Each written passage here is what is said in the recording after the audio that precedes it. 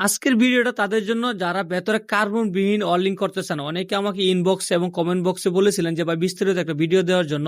আমরা আজকে র্যাপনেটকে অয়েলিং করে দেখাবো। আমাদের নাইট্রোজেন মিটার না থাকার কারণে আমরা এই মিটার দিয়ে নাইট্রোজেন ফ্লো করব। প্রথমে আমরা একটু বেশি করে নাইট্রোজেন ফ্লো করে র্যাপনেটের ভেতরে যে অক্সিজেন ছিল তা আমরা বের করে নিব। এখানে আমরা একটা সাইডে আমরা ট্যাপ মেরে দিচ্ছি। যখন আমরা র্যাপনেটে অয়েলিং না করে যখন আমরা কপারে অয়েলিং করবো বা সামনে আরো অনেকগুলি র্যাপনেট থাকবে, তখন আমরা কি করব, প্রত্যেকটা র্যাপনেটের মাথার মধ্যে বা কপার হয়ে মাথার মধ্যে আমরা ডাক টেপ দিয়ে দিব। সবকটা মাথা আমরা সিল করে দিব, না হলে কিন্তু নাইট্রোজেন ফ্লো অনেক বেশি করে করতে হবে।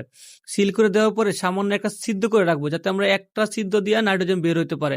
তখন আমাদের ভেতরে যখন নাইট্রোজেন থাকবে, সেই অবস্থা যদি আমরা অয়েলিং করি, তখন কিন্তু অয়েলিংটা একদম ভেতরে কার্বনবিহীন অয়েলিং হবে। এখন অনেকে বলতে পারেন ভাই আমার তো অয়েলিং করার সময় লিক হয়ে যাবে। না, যখন আপনার 5 থেকে 7 পিএসআই বা 10 পিএসআই প্রেসার দিয়ে অয়েলিং করবেন, তখন অয়েলিং লিক হবে না। আর একটা সিদ্ধ তো আপনারা রাখতেছেন নাইট্রোজেন বের হওয়ার জন্য, সব সিদ্ধ ব্লক করা যাবে না কিন্তু। যদি এই সকল ধাপগুলি অনুসরণ করে অয়েলিং করেন, অবশ্যই অয়েলিং এরকম হবে। আর একটা কথা, লোকাল নাইট্রোজেন ফ্লো করে অয়েলিং করলে অয়েলিং কখনোই ভালো হয় না। আমরা এটা অনেক পরীক্ষা করে দেখেছি। আপনার ভালো মানের নাইট্রোজেন লাগবে। সেক্ষেত্রে আমরা অনেক ক্ষেত্রে বলি যে লিন্ডে নাইট্রোজেনটা খুব ভালো মানের নাইট্রোজেন।